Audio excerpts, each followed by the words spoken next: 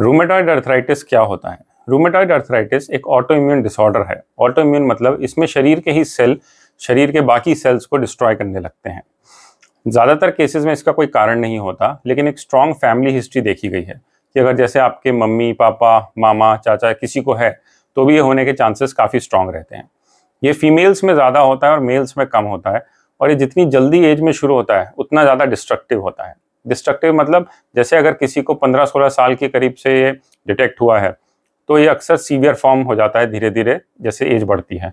और अगर ये लेट डिटेक्ट हुआ है जैसे 50s में 60s में तो नॉर्मली बहुत सीवियर डिजीज़ नहीं होता। इस डिजीज़ में आँखें, स्किन, लंग्स, जॉइंट्स या blood vessels multi organ involvement हो जाता है, जो धीरे धीरे बॉडी के सेल्स जो हैं वो अपनी ही सेल्स को या टिश्यूज़ को मारने लग जाते हैं। रूमेटॉइड अर्थराइटिस में खास तौर से जोड़ों में बहुत दिक्कतें होती हैं। जब हम सुबह उठते हैं तो जोड़ों में स्टिफनेस रह सकती है, या फिर जोड़ों में सूजन हो सकती है, या धीरे धीरे जॉइंट्स डिस्ट्रॉय होने लगते हैं, कॉन्ट्रैक्चर बनने लगते हैं, और कभी कभी मूवमेंट भी चला जाता है। कुछ एक्सट्रीम केसेस में टेंडन्स भी टूटने लग जाते हैं, जिससे कि जॉइंट्स का मूवमेंट पूरी तरह से या पार्शियली खत्म होता जाता है।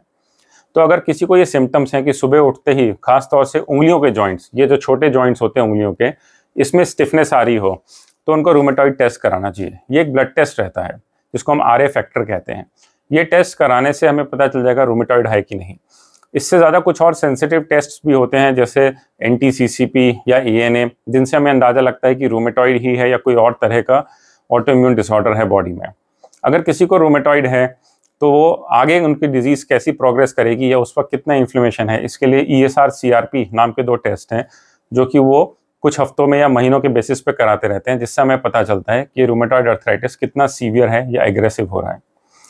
एक बार अगर रूमेटॉइड अर्थराइटिस डिटेक्ट हो जाता है तो पूरी तरह से इसको ख़त्म करने के लिए अभी तक कोई दवाई नहीं बनी है, लेकिन फिर भी कुछ मेडिसिन होती हैं जो हम देते हैं। जैसे उसमें शुरू में non steroidal anti inflammatory drugs होती हैं जो हम देते हैं, उससे पेशेंट का दर्द और सूजन कंट्रोल कर लेते हैं। कभी कभी हमें पेशेंट को स्टेरॉइड्स भी देने पड़ते हैं, या फिर पेशेंट का अगर हम ट्रीटमेंट की बात करें तो डिजीज़ मॉडिफाइंग एजेंट्स भी होते हैं, कुछ मेडिसिन होती हैं जो हम पेशेंट्स को देते हैं। नॉर्मली ये सारी दवाइयाँ बहुत लंबे टाइम तक चलती हैं, या हो सकता है लाइफ लॉन्ग भी देनी पड़े। सीज़न के हिसाब से या किसके पेशेंट की कैसी सीवियरिटी है डिजीज़ की, उस हिसाब से हम कभी दवाइयाँ कम कर देते हैं, कभी ज़्यादा। जैसे अगर किसी को बहुत ज़्यादा सिम्टम्स हो रहे हैं तो दवाइयाँ बढ़ा देते हैं।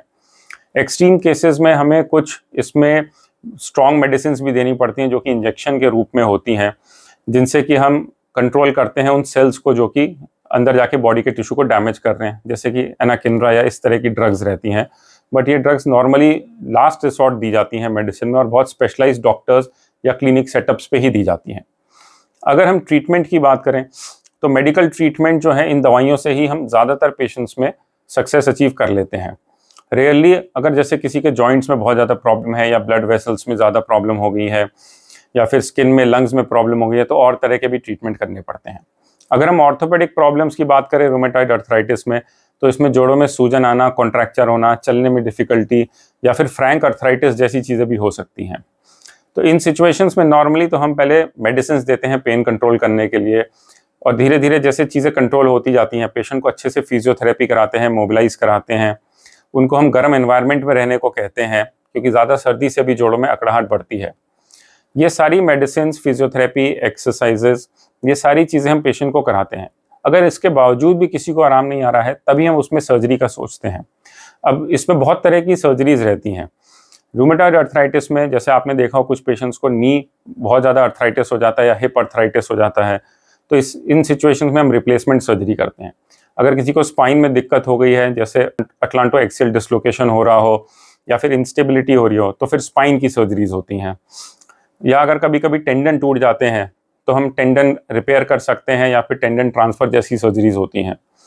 कुछ रेयर केसेस में जहाँ पे हमें सिर्फ पेन और स्वेलिंग कम करनी होती है, हम इंट्रा आर्टिकुलर स्टेरॉइड इंजेक्शंस भी देते हैं, जिससे पेशेंट का थोड़े टाइम के लिए दर्द कंट्रोल हो जाता है। तो अगर आपको रूमेटॉइड अर्थराइटिस है तो घबराइए मत, आप जल्दी इसका इलाज शुरू कराइए। हर किसी को इसमें सर्जरी की ज़रूरत नहीं होती, और ज़्यादातर पेशेंट्स में हम दवाइयों से ही इस डिजीज़ को अच्छे से कंट्रोल कर लेते हैं। Thank you.